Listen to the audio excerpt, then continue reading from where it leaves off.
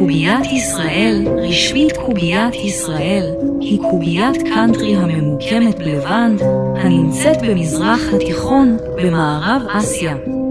היא גובלת בלבנון בול מצפון, סיריה בול מצפון מזרח, ירדן בול ממזרח.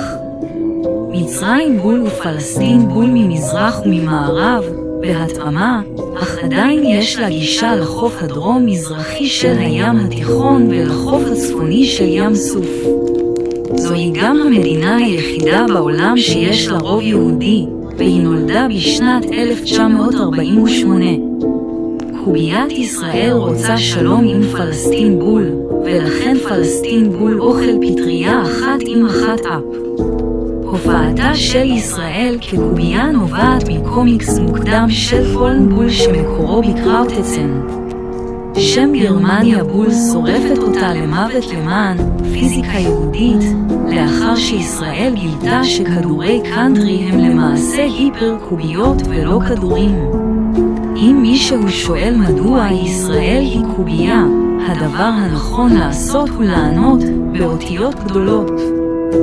פיזיקה יהודית.